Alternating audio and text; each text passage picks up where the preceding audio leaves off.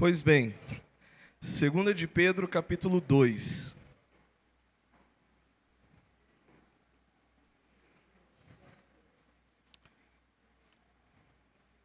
Segunda Epístola de Pedro, capítulo 2.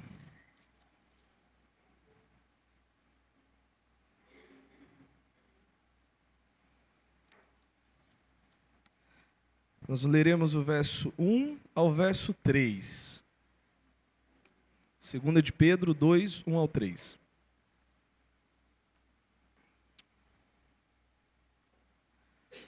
Diz assim: Assim como no meio do povo surgiram falsos profetas, assim também haverá entre vós falsos mestres, os quais introduzirão dissimuladamente heresias destruidoras, até o ponto de renegarem o soberano Senhor que os resgatou, trazendo sobre si mesmos repentina destruição. E muitos seguirão as suas práticas libertinas, e por causa deles será infamado o caminho da verdade. Também, movidos por avareza, farão comércio de vós com palavras fictícias. Para eles, o juízo lavrado a longo tempo não tarda, e a sua destruição não dorme. Oremos. Pai, bendizemos ao Senhor, porque é o Senhor quem nos mantém na verdade, é o Senhor quem abriu os nossos olhos para a verdade. É o Senhor que nos deu instrumentos para nos conduzir à verdade, servos e servas que amam o Senhor, que amam a Tua palavra e que a expõem de maneira que aponte para Jesus Cristo. Que este texto nos dê a sabedoria e também os critérios para avaliar tudo aquilo que passa pelos nossos olhos e ouvidos, bem como aquilo que sai do nosso coração através da nossa boca. E que sejamos instrumentos para a edificação e não para o tropeço, como estes falsos mestres são. Em nome de Jesus. Amém. Imagine uma plantação bem cuidada, onde cada planta é cuidadosamente cultivada para produzir frutos abundantes. Nesse ambiente de vida e crescimento, inevitavelmente surgem elementos hostis que ameaçam a saúde e a produtividade da planta. Ou seja, quem já plantou sabe que aparece o quê? Uns bichinhos, umas pragas, né? Eu lembro que no seminário tinha horta lá e parte do meu trabalho era ficar tirando os matos que não eram o que foi plantado, as coisas que surgiam lá. Parasitas, como insetos e pragas, tentam se estabelecer e prejudicar o desenvolvimento das culturas. Para proteger a plantação, os agricultores usam agrotóxicos. Eu sei que tem um debate enorme, né? Isso daqui é livre de agrotóxicos, isso daqui é sem agrotóxicos, mas é difícil de nós pensarmos em algum tipo de plantação que não precise de algum tipo de contenção, de medida, né? Para proteger o que está sendo plantado. Dispositivos eficazes para eliminar esses invasores e garantir que a vida das plantas continue florescendo. Lembra em 1 Coríntios, se eu não me engano, 3, Paulo fala que nós somos lavoura de Deus. Edifício de Deus sois vós. Um planta, outro rega, mas Deus dá o crescimento. Então a igreja, ela é vista como uma plantação. Em João 15, Gleidson vai chegar lá, né? Eu sou a videira verdadeira, vós sois o ramo. Todo ramo que está em mim dando fruto, ele corta e limpa para que produza mais fruto ainda. Nós somos vistos como esse tipo de organismo. Por isso que eu estou usando isso de ilustração. Por quê? Os falsos mestres são como as pragas que tentam infiltrar-se em nossa plantação espiritual. Eles vêm disfarçados, aparentemente inofensivos, mas com intenções destrutivas que podem comprometer a fé e a integridade de toda a comunidade. Bruno deu a história da igreja, E um pouquinho antes de entrar na história da igreja, vamos dizer assim, pós-apostólica, mas a história da igreja na era apostólica, parte da preocupação, especialmente de Paulo e de Pedro, era o quê? Os falsos mestres.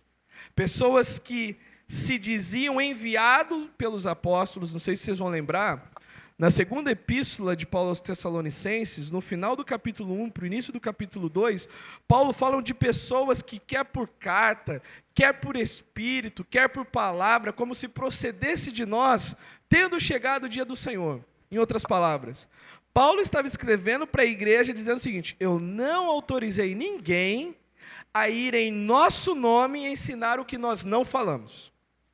E era um problema corriqueiro naquele período, naquela época da igreja.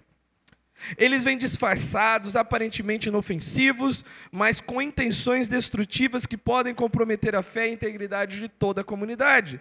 Assim como os agricultores não negligenciam a vigilância contra os parasitas, nós devemos estar atentos e preparados para identificar e confrontar as heresias que ameaçam, primeiro, a revelação de Deus. Cadê o Gustavo? O Gustavo não está aqui, né? O Gustavo fez uma pergunta ontem que me fez pensar e eu acabo atropelando no sentido, eu tinha um plano para a EBD, acho que eu vou ter que fazer um interlúdio antes de chegar nesse plano e dar um estudo sobre o que é a verdade, porque estudar a verdade é importante. E só uma palhinha. Se nós não conhecemos a verdade de maneira plena e absoluta, nós não podemos dizer que conhecemos Deus. A verdade importa porque a verdade é Deus. Foi lido num dos textos aqui da IBD para que chegueis ao pleno conhecimento da verdade. Nós afirmamos categoricamente que determinadas coisas porque entendemos que aquilo aponta para a verdade de Deus, não para algum capricho, pessoal. Mas isso é assunto para depois. E nós vamos procurar entender o que é a verdade, como podemos chegar nela, tá? Isso é importante nós entendermos os mecanismos lógicos que Deus usa para que a coisa seja verdade na nossa mente, não na nossa mente a coisa se torne uma verdade, que é totalmente diferente o processo. Mas nós precisamos estar prontos para identificar as heresias que ameaçam primeiro a revelação de Deus e depois a piedade que devemos praticar.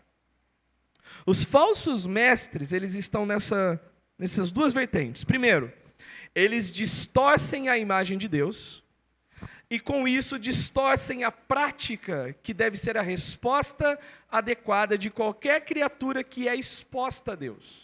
Deus se revelou, o que nós fazemos com isso? Como que isso impacta a forma como eu falo com o meu próximo, a forma como eu uso tudo em minha vida? Deus deve trazer mudança nas nossas ações, e estas mudanças partem da verdade revelada. Então, a ideia do texto, hoje nós só vamos ficar nessa expressão. Assim como no meio do povo surgiram falsos profetas, também haverá entre vós falsos mestres. O sermão hoje, de maneira atípica, só tem um ponto, tá? Mas nós vamos trabalhar aqui isso de tal maneira, pressupondo que Pedro estava pressupondo dos seus leitores.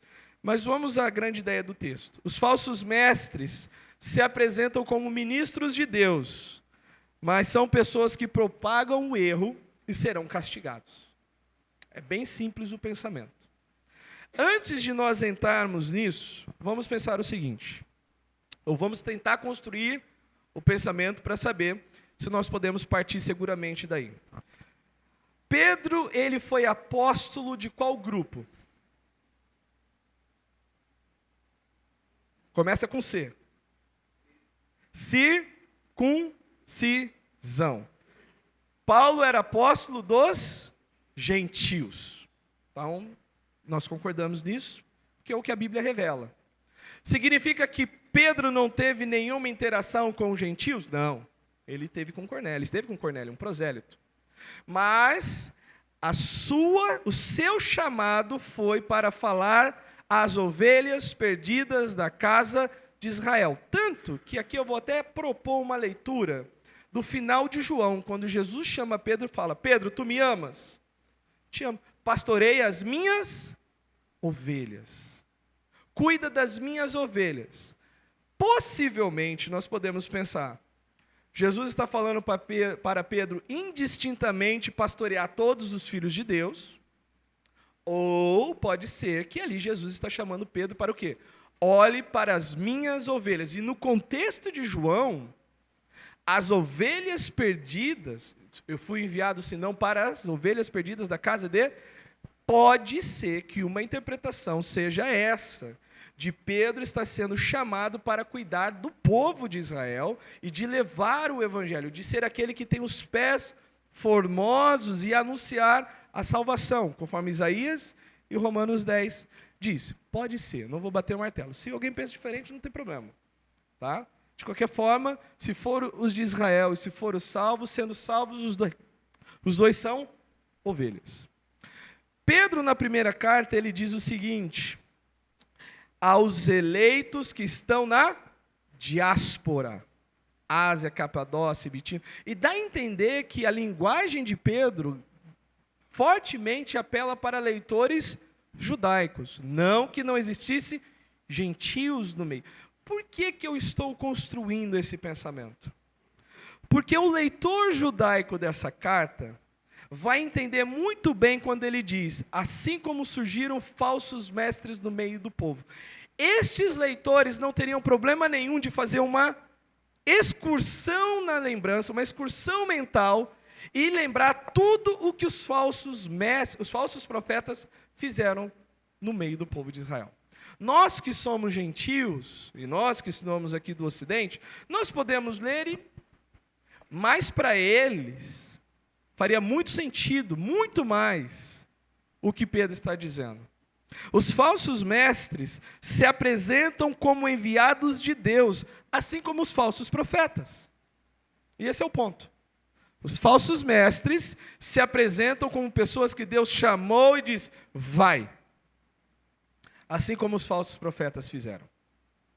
É importante salientarmos essa relação que Pedro faz, porque o falso mestre é comparado com o falso profeta. E aqui nós vamos construir a teologia bíblica do profeta na antiga aliança. O que é isso? É como que na época da antiga aliança os profetas eram vistos. Tá? Nós vamos respeitar isso dentro da visão daquele ponto da história. Primeiro, no antigo Israel, a instrução cabia aos sacerdotes. Eu tenho que falar dos sacerdotes para depois a gente chegar nos profetas. O ensino sistemático caberia sobre eles, ou seja, os sacerdotes tinham responsabilidade de abrir a lei e de explicar para o povo, revelar a vontade de Deus, instruir o povo na vontade de Deus. E esse foi um problema, porque o livro da lei nem sempre era valorizado. Você lembra um rei que achou o livro da lei lá no quartinho da bagunça? E eles leram, choraram e tremeram? Vocês lembram na época de Esdras, quando a leitura foi restabelecida? Uma coisa que era responsabilidade de todo rei era ler o livro da lei, ele sozinho. Era responsabilidade do rei. E depois, antes disso, os sacerdotes tinham esse papel de ensinar. Então, para a gente ler, segundo o livro das Crônicas, 17:7. Hoje nós só vamos construir a base do pensamento para na próxima a gente poder trabalhar por que os falsos mestres se apresentam dessa forma. Segundo o livro das Crônicas, 17:7.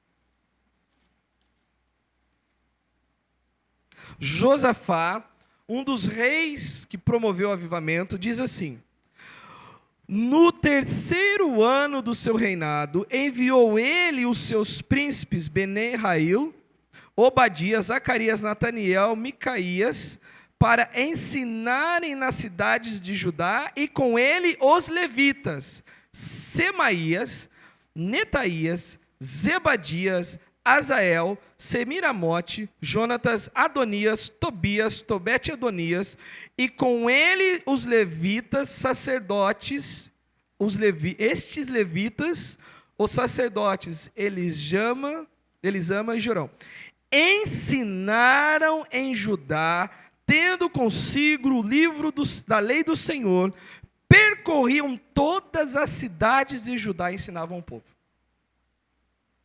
Então, note o seguinte: a responsabilidade da comunicação sistemática da revelação de Deus estava na mão dos sacerdotes e das autoridades. Esdras, capítulo 7, versículo 10. Texto muito conhecido. Para quem está aprendendo a pregar, eu lembro que no seminário este era um dos textos que sempre iria ter um sermão. Esdras 7, 10.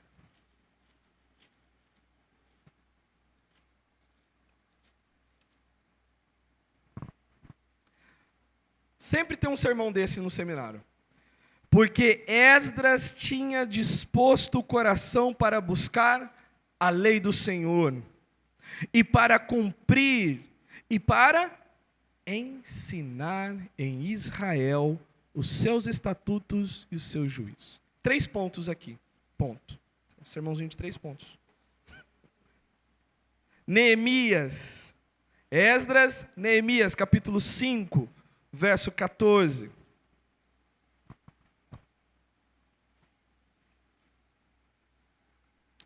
Neemias 5,14? Não. 8, capítulo 8, versículo 6 a 8. Neemias 8, 6 a 8. Pode ter o versículo 5. 8:5. Esdras abriu o livro à vista de todo o povo, porque estava acima dele. Abrindo ele, todo o povo se pôs em pé. Talvez é por isso que em algumas igrejas, seja por hábito, toda menção de leitura bíblica, automaticamente as pessoas ficarem em pé. Isso não faz mais sagrado ler em pé e menos sagrado ler sentado. Mas se um dia você for em alguma igreja visitar, não olhe com estranheza, tá? Talvez eles estão lembrando dessa prática aqui. Esdras bendisse ao Senhor, o grande Deus, e todo o povo respondeu: amém, amém. Levantando as mãos, inclinaram-se e adoraram ao Senhor com o rosto em terra. E Jesua, Bani, Serabias, Jamim, Acube, Sebatai, Rodias, Maazéias, Quelitas, Azarias, Zobadade, Hanã, Pelaías e os levitas ensinavam o povo na lei. E o povo estava no seu lugar, e leram no livro da lei de Deus claramente, dando explicações de maneira que entendessem o que se lia. Qual é a razão de eu estar fazendo esse itinerário? Para que todos nós entendamos que Deus havia estabelecido um grupo responsável para fazer uma ponte entre a revelação e os que receberiam a revelação. Os levitas estavam nesse meio. Os sacerdotes estavam nesse meio. Era responsabilidade deles ler e explicar e aplicar a lei para o povo. Por que isso é importante? Aqueles que deveriam ser os pilares da verdade instruindo o povo, se desviaram da verdade. Os levitas falharam. Os levitas foram corajosos num ponto da história, onde 11 tribos foram atrás do bezerro e os levitas ficaram. E Deus falou: agora vocês são meus. Mas até estes não resistiram até o final.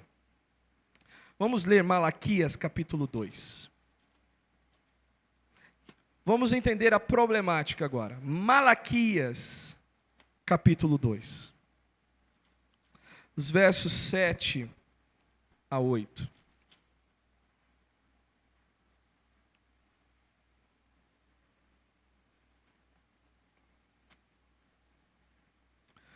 Malaquias capítulo 2, versículos 7 a 8. Porque os lábios do sacerdote devem guardar o conhecimento, e da sua boca devem os homens procurar a instrução, porque ele é mensageiro do Senhor. Mas vós vos tendes desviado do caminho. Deus está usando Malaquias para pôr o dedo na cara dos sacerdotes. Mas vós vos tendes desviado do caminho, e por vossa instrução tendes feito tropeçar a muitos, violastes a aliança de Levi, diz o Senhor dos Exércitos. Volte para Oséias capítulo 4, versículo 6. Texto muito conhecido também. Oséias capítulo 4, versículo 6. Os sacerdotes responsáveis por transmitir a verdade de Deus de maneira sistemática e contínua falharam. Eles não estavam mais dedicados ao chamado que eles receberam. Oséias capítulo 4, versículo 6. O meu povo está sendo destruído, porque lhe falta o conhecimento. Porque tu, sacerdote, rejeitaste o conhecimento, também eu te rejeitarei, para que não sejas sacerdote diante de mim, visto que te esqueceste da lei do teu Deus, também eu me esquecerei dos teus filhos. Ezequiel capítulo 22. Volte mais um pouquinho. Ezequiel capítulo 22.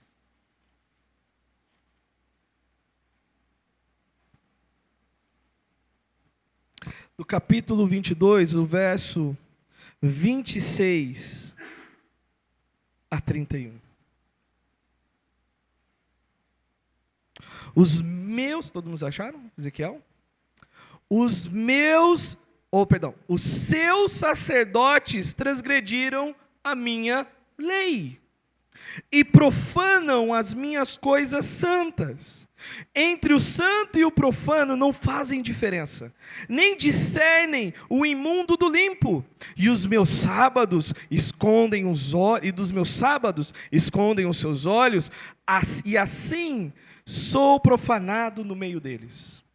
Os seus príncipes no meio delas são como lobos que arrebatam a presa para derramarem o sangue, para destruírem as almas, ganharem lucro desonesto. Os seus profetas lhe passam caiação, tendo visões falsas, profetizando mentiras e dizendo: assim diz o Senhor Deus, sem que o Senhor tivesse falado. Contra o povo da terra praticam extorsão, andam roubando, fazem violência ao aflito e ao necessitado, e ao estrangeiro oprimem sem razão. Busquei entre eles um homem que tapasse o muro e se colocasse na brecha perante mim a favor desta terra, para que eu não a destruísse, mas ninguém achei. Por isso eu derramarei sobre eles a minha indignação, com o fogo do meu furor os consumi, fiz cair-lhe sobre a cabeça o castigo do seu procedimento, diz o Senhor Deus. Então, assim como surgiram falsos profetas, mas para a gente falar dos falsos profetas, nós devemos construir a ideia do porquê os profetas surgiram. Porque eles vieram a participar da vida e da comunidade de Israel. Então nós estamos trabalhando o quê? Um grupo era responsável para transmitir a verdade de Deus. Esse grupo falhou. Assim, os profetas possuem características, agora já entrando no lado dos profetas. Os profetas possuem características sacerdotais. Os profetas faziam o que os sacerdotes faziam, mas os sacerdotes não tinham poder para realizar o que os profetas faziam. Os profetas podiam exercer sinais. Os profetas tinham poderes que os sacerdotes não tinham. Mas os profetas poderiam agir como um sacerdote. Jeremias capítulo 7, versículo 1. Só um exemplo. E vale lembrar que quando você começa a ler o primeiro capítulo de cada livro dos profetas, muitos deles são filhos de sacerdotes. São filhos de sacerdote. Mas vamos ver aqui Jeremias capítulo 7, versículo 1.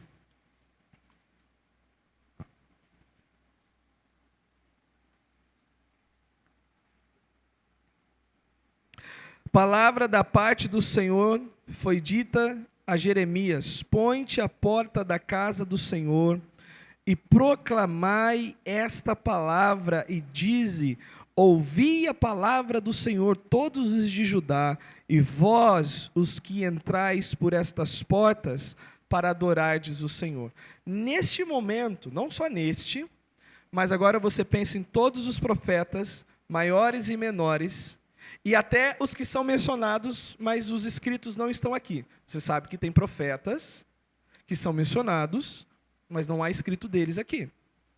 Eles começam a ter a atividade que caberia aos levitas: instruir e chamar o povo a dar ouvidos à lei de Deus.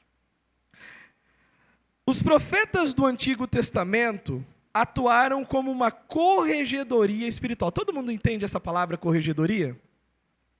Por exemplo, tem uma instituição, e há uma instituição dentro da instituição que serve para vigiar e corrigir servidores, os empregados, os membros daquela instituição que possivelmente estejam em algum desvio moral. Especialmente na polícia tem a corregedoria. Em alguns lugares tem a ouvidoria. Mas eu vou usar o termo corregedoria, que acho que fica melhor. Os profetas eram os corregedores de Deus. Eles foram enviados para observar, pôr o dedo na ferida e fazer o serviço que os sacerdotes e os levitas não estavam fazendo. Então, os profetas eram pessoas diretamente enviadas por Deus. Diferente dos levitas que se levantavam por linhagem familiar, Deus podia pegar qualquer um e falar: você agora é um profeta e vai. Vai e fala.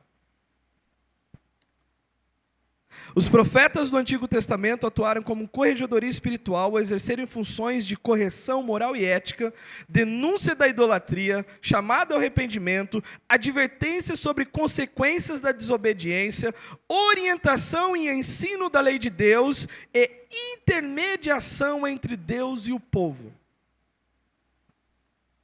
Eles foram essenciais para manter a integridade espiritual e moral de Israel, guiando o povo de volta à fidelidade e obediência a Deus. Assim, os profetas não apenas transmitiram mensagens divinas, mas desempenharam um papel ativo na supervisão e correção contínua da comunidade, assegurando que a aliança de Deus fosse mantida e respeitada. Por que é importante construir isso? Para que nós entendamos qual é o papel do mestre na igreja. E por que a igreja não é conduzida por profetas, mas mestres? Não se preocupe que ali está indo bem. Full HD agora está tranquilo. Por que Pedro não fala que assim como surgiram falsos profetas, também surgirão falsos profetas no meio da igreja? Havia profetas na época de Pedro? Mas no antigo Israel, os profetas entraram na brecha para o ensino sistemático que cabia aos levitas. Na nova aliança, ainda que os profetas fossem usados, os mestres e pastores mestres são os responsáveis pelo ensino sistemático, duradouro, contínuo para a igreja. João vai dizer: muitos falsos profetas saíram ao mundo fora. Mas toda menção, a parte de João, de falso profeta, vem dos lábios de Jesus. Para um período para além da igreja, que é o período da tribulação. Surgirão muitos falsos profetas, surgirão muitos falsos cristos em meu nome. Quando fala do o iníquo se manifestar em 2 Tessalonicenses com sinais e prodígios da mentira pelo poder de Satanás, nós temos as duas testemunhas que se levantarão como profetas, mas num período para além da igreja. Mas no período da igreja, a responsabilidade dessa transmissão contínua são dos mestres. Vamos continuar. Eu vou ler 10 textos falando sobre os falsos profetas e as suas características. E como que os falsos mestres se parecem com os falsos profetas da época de Israel. Então, um casamento profano que sempre vai existir. O engano sempre leva a uma prática errada, imoral da fé. Ponto. Os falsos profetas fizeram isso e os falsos mestres fazem isso. Deuteronômio 13, 1 a 5, eu vou ler. Vocês não precisam abrir, se quiserem abrir para praticar o seu lidar com as páginas bíblicas, tá bom? Mas se não quiser, você pode ouvir.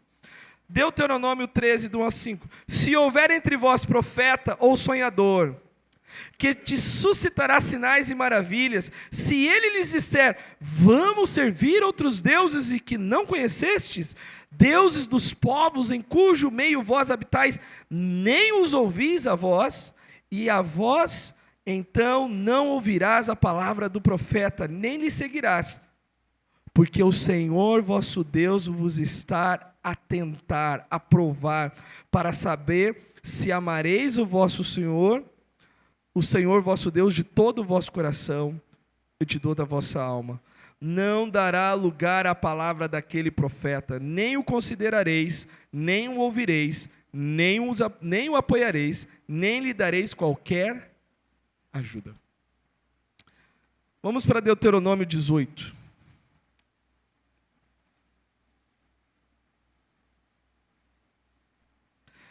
(20 e 22). Deuteronômio 18, os versos 20 e 22. Porém o profeta que presumir de falar alguma palavra em meu nome, que eu não lhe mandei falar, ou o que falar em nome de outros deuses, esse profeta será morto. Se disseres no teu coração, como conhecerei a palavra que o Senhor não falou? Olha só, que pergunta importante, que poucos se preocupam com isso. Sabe que quando este profeta falar em nome do Senhor, e a palavra dele não se cumprir, nem se suceder como profetizou, esta é a palavra que o Senhor não disse. Com soberba a falou o tal profeta, não tenhas temor dele. Isso é o que acontece em muitas comunidades de pessoas simples, que temem pessoas que se dizem enviadas da parte de Deus. Quem sou eu para questionar o profeta de Deus? Mas, em última análise, o profeta só deveria ser considerado profeta, não porque ele se auto-anuncia como tal, mas porque aconteceu o que ele falou. E hoje é o contrário. Eu sou o profeta de Deus. Aí todo mundo já vai dar crédito. Todo mundo vai lá e abraça.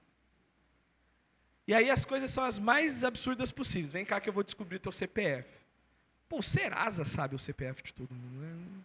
Não, vem cá que eu vou tirar uma dor de cabeça. Tem Dorflex. Tem várias coisas que Deus já deu graça para que sejam resolvidas. Mas enfim. Jeremias 23. Livro do profeta Jeremias, capítulo 23.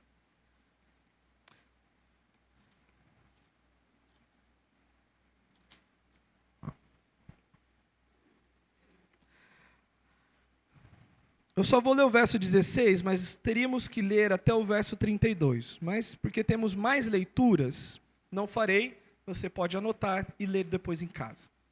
Jeremias 23, 16. Assim diz o Senhor dos Exércitos, não deis ouvidos às palavras dos profetas que entre vós profetizam e vos enchem de vãs esperança, falam as visões do seu coração, não o que vem da boca do Senhor. Jeremias 14, 14. Disse o Senhor, os profetas profetizam mentiras em meu nome, nunca os enviei, nem lhes dei ordem, nem lhes falei, visão falsa, adivinhação, vaidade. Já é a segunda vez que vaidade e soberba está ligado a falsos profetas. Vaidade e o engano do seu íntimo é o que ele vos profetiza. Pode ler Ezequiel capítulo 13 todo, não vai dar para a gente ler. Isaías 44, 21. Tem vários textos que eu vou ter que pular porque não vai dar tempo da gente ler. Isaías 44, 21.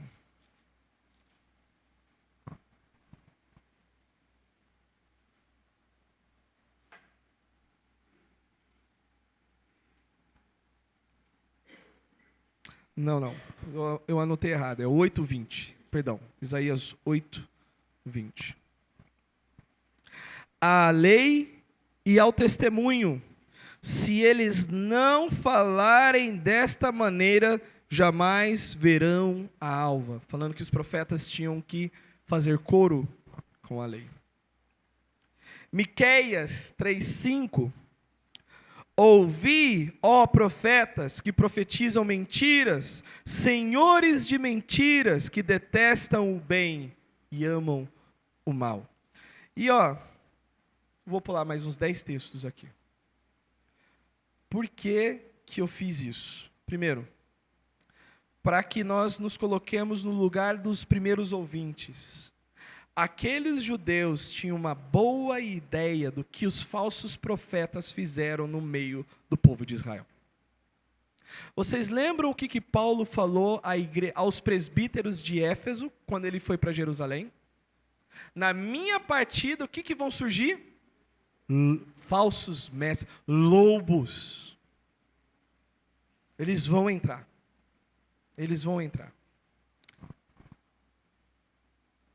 Os falsos mestres, eles vão se apresentar como pessoas enviadas de Deus.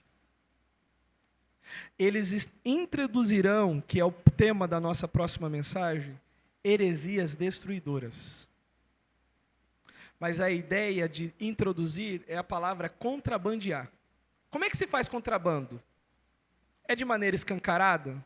O que a PRF faz? A PRF desmonta o caminhão todo e olha dentro do painel do carro, vem escondidinho. Vem ali, e é o que as seitas pseudo-cristãs fazem. Tem aquela aparência, aquela roupagem bem boa assim de cristianismo, mas tem uma coisinha ali no meio que destoa de tudo. Então vamos às aplicações deste sermão. Sabendo disso, nós somos chamados a ter vigilância e discernimento espiritual. Vigilância e discernimento espiritual. Você põe qualquer coisa no seu prato para comer? Não. Nem que se você estivesse no pior da fome, ainda assim você teria critério para as coisas que estariam no seu prato. Quanto mais o nosso alimento espiritual. Quanto mais nosso alimento espiritual. Assim como os agricultores monitoram constantemente suas plantações para identificar e eliminar pragas, a igreja deve estar sempre atenta para reconhecer os falsos mestres. Isso envolve um profundo conhecimento das Escrituras e a capacidade de discernir entre verdade e erro. A Bíblia nos instrui a testar os espíritos para ver se procedem de Deus. Lembra de 1 João 4:1? Provai os espíritos para saber se eles procedem de Deus ou não. Todo espírito que procede de Deus confessa que Jesus Cristo veio em carne. 2. Isso nos chama a atenção para o fortalecimento da nossa comunidade na unidade. Uma comunidade unida e forte em sua fé é menos vulnerável à influência de falsos mestres. A unidade na igreja promove um ambiente onde os membros se apoiam mutuamente e mantêm vigilância coletiva contra ensinamentos desviantes. 3, retorno às raízes da fé. Judas e Pedro vão ter a mesma linguagem quando falam dos falsos mestres. Judas 3. Enquanto empregava toda a diligência a escrever sobre a vossa comum salvação, foi que me vi persuadido a exortar-vos a batalhar pela fé, que uma vez por todas foi entregue aos santos. Uma vez por todas significa que naquele momento, tudo o que era útil e que é útil para o conhecimento da verdade de Deus para a igreja já estava fechado, pronto, revelado, uma vez por todas. Na época que a pena de Judas passou por aquele pergaminho, havia tudo revelado para a igreja. Focar nos ensinamentos básicos e fundamentais da fé cristã ajuda a manter a integridade da doutrina e resiste às heresias. A tradição bíblica mostra que a instrução correta foi essencial para a manutenção da aliança entre Deus e o seu povo. E aqui eu estou pegando de Gênesis e Apocalipse. O que Deus disse, permaneça nisso. Por último, prática da piedade e exemplo pessoal. Não adianta nós ficarmos na teoria e na abstração. Verdade de Deus produz comportamentos que apontem para a presença de Deus na vida da pessoa. Pode ter o discurso que for, se comportar como um diabo, é o diabo. Não é o que os filhos de Abraão disseram?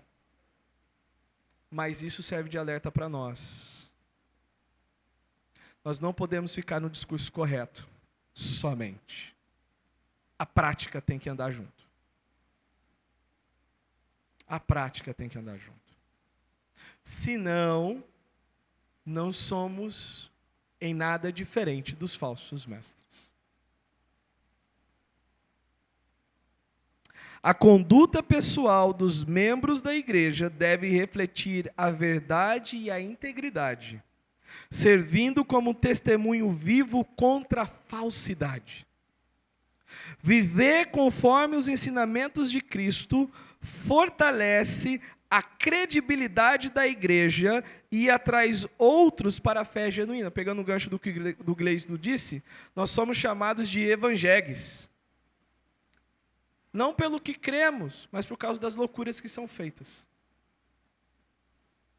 Por causa das aberrações que são praticadas.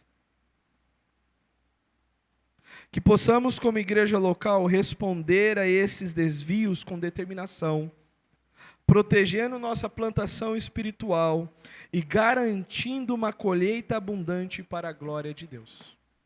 Assim como surgiram falsos profetas, porque os sacerdotes falharam. Os profetas vieram como corregedores. Eles vieram na brecha. Eles foram enviados por Deus. Os falsos mestres vão entrar aonde os verdadeiros mestres falharem. Eles não brotam do nada. Lembra? Se nós que conhecemos a verdade começarmos a agir como os levitas, é óbvio que o engano vai se aproximar. É óbvio que os falsos mestres serão mais atraentes aos ouvidos. Por isso, mestres dessa igreja local, levem a sério o estudo do que cremos. Porque aqui nenhum falso mestre deve pisar, e vocês, ovelhas, devem saber discernir a voz do verdadeiro pastor do falso pastor. Mas nós, mestres, somos responsáveis por cuidar do rebanho, nesse ponto. Vamos orar. Senhor, com muito tremor nós pedimos socorro, porque a nossa mente é falha, às vezes somos preguiçosos, às vezes nos damos por satisfeitos, e a Tua palavra é um tesouro que todo momento nós devemos comprar um campo todo dia, porque encontramos o tesouro. Capacita a nossa mente. Provérbios diz que o Senhor dá inteligência, o Senhor dá entendimento, o Senhor dá clareza, e clamamos que o Senhor conceda aos membros e especialmente a todos os que, possuindo autoridade vinda do Senhor, representam o Senhor nessa igreja local.